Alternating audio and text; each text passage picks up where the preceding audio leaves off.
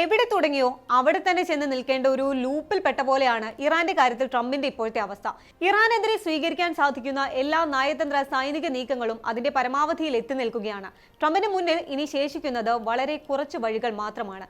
ഈ വഴികളൊന്നും തന്നെ അമേരിക്കയ്ക്ക് സുരക്ഷിതമോ അത്ര എളുപ്പമുള്ളതോ അല്ല. മറിച്ച് സ്വീകരിക്കുന്ന ഏത് തീരുമാനവും കനത്ത പ്രത്യാഘാതങ്ങൾ ക്ഷണിച്ചു വരുത്തുന്നവയുമാണ്. ഇനി എന്ത് വഴിയാണ് ട്രംപ് സ്വീകരിക്കുക? വിവരങ്ങൾ അറിയാം. സ്വാഗതം ഇൻഡെപ്തിലേക്ക്.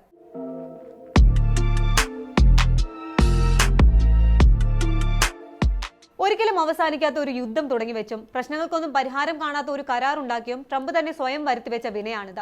ഹോർമുസ് കടലിടുക്കിൽ വെച്ച് കപ്പലുകളെ ആക്രമിച്ചെന്ന പേരിൽ ബുധനാഴ്ച വൈകുന്നേരം അമേരിക്ക ഇറാന് നേരെ വ്യോമാക്രമണം നടത്തിയിരുന്നു. ആ ആക്രമണത്തിന്റെ പുക അടങ്ങിയപ്പോൾ ട്രംപ് വീണ്ടും പഴയ അതേ പ്രതിസന്ധിയാണ് മുന്നിൽ കണ്ടത്. ഇവിടെ ട്രംപിന് മുന്നിൽ രണ്ട് വഴികളേ ഉള്ളൂ. ഒന്നുകിൽ വലിയ പണച്ചെലവും ആളപായവുമുള്ള ഒരു കടുത്ത യുദ്ധത്തിലേക്ക് പോവുക, അല്ലെങ്കിൽ ചർച്ചകൾക്ക് വേണ്ടി മാത്രം ഇറാന് വൻ തുക നൽകുന്ന പഴയ ഒരു കരാർ വീണ്ടും പുതുക്കുക. ഇതിലേതാണ് ചെയ്യേണ്ടത് എന്ന ചോദ്യം മാത്രമാണ് ഇപ്പോൾ ബാക്കിയായിരിക്കുന്നത്. ഇറാനുമായി ഒപ്പുവെച്ച കരാർ തനിക്ക് മാത്രം ഉണ്ടാക്കാൻ കഴിയുന്ന ഒന്നാണെന്നായിരുന്നു ട്രംപിന്റെ അവകാശവാദം. എന്നാൽ കരാർ കഴിഞ്ഞ് 3 ആഴ്ച പിന്നിടുമ്പോൾ ഇതുവരെ അമേരിക്ക നടത്തിയ യുദ്ധശ്രമങ്ങളെല്ലാം വെറുതെയാണെന്ന് വ്യക്തമാവുകയാണ്. ചുരുക്കത്തിൽ പുതിയ മിസൈൽ വ്യോമാക്രമണങ്ങളിലൂടെ ട്രംപ് മറ്റൊരു യുദ്ധത്തിനുള്ള വഴി കൂടി തുറന്നിട്ടിരിക്കുകയാണ്. ഹോർമുസ് കടലിടുക്കിൽ ഇറാന് കൂടുതൽ പിടിമുറുക്കാൻ അവസരമൊരുക്കിയ ആദ്യ യുദ്ധത്തിന്റെ തെറ്റുകൾ തിരുത്താനാണ് ഈ പുതിയ യുദ്ധശ്രമം. ഹോർമുസിൽ തങ്ങളുടെ മേൽക്കൈ നഷ്ടപ്പെടുത്താൻ ഇറാൻ ഒരിക്കലും തയ്യാറാകില്ല എന്ന് ഇതിനോടകം തന്നെ വ്യക്തമായി കഴിഞ്ഞു. ഭരണകൂടത്തിന്റെ നിലനിൽപ്പിനൊപ്പം തന്നെ യുദ്ധത്തിൽ നിന്ന് അവർക്ക് ലഭിച്ച ഏറ്റവും വലിയ നേട്ടവും ഇതായിരുന്നു.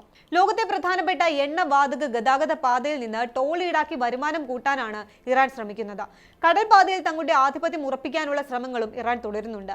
അമേരിക്ക നടത്തുന്ന വ്യോമാക്രമണങ്ങളും ഇറാന്റെ പ്രത്യാക്രമണങ്ങളും ഇരു രാജ്യങ്ങളും തമ്മിലുള്ള ധാരണാപത്രത്തിന് വിരുദ്ധമാണ്. എന്നാൽ ട്രംപിന്റെ മരുമകൻ ജാരഡ് കുഷ്ണറും US ദൂതൻ സ്റ്റീവ് വിറ്റ്കോഫും ചേർന്ന് തയ്യാറാക്കിയ ഈ കരാർ വളരെ അവ്യക്തമായിരുന്നു.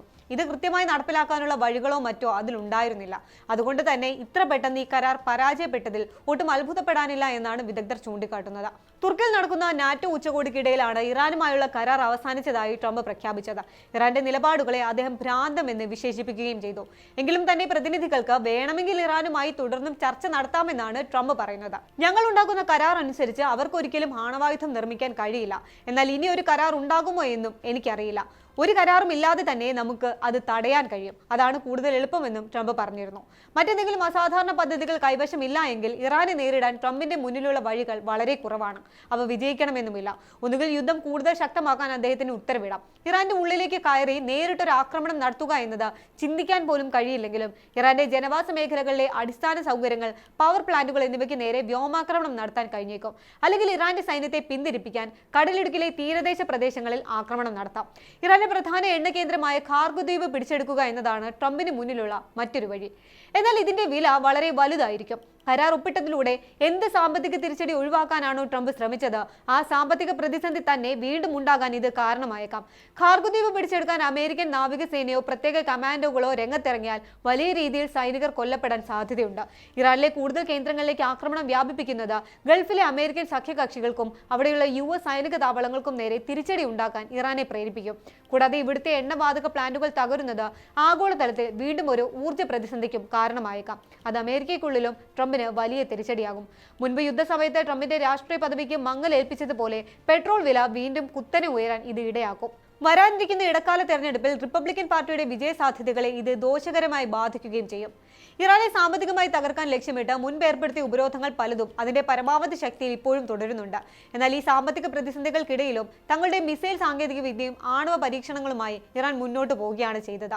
സൈനിക ശേഷിയിലും പ്രാദേശിക സ്വാധീനത്തിലും ഇറാൻ കൈവരിച്ച ഈ കരുത്ത് ട്രംപിന്റെ കണക്കുകൂട്ടലുകളെല്ലാം തെറ്റിക്കുന്നതായിരുന്നു. പ്രമുഖ അന്താരാഷ്ട്ര നയതന്ത്രജ്ഞരുടെയും സൈനിക വിദഗ്ധരുടെയും അഭിപ്രായത്തിൽ ട്രംപ് ഇപ്പോൾ നിൽക്കുന്നത് ഒരു വലിയ കെണിയിലാണ്.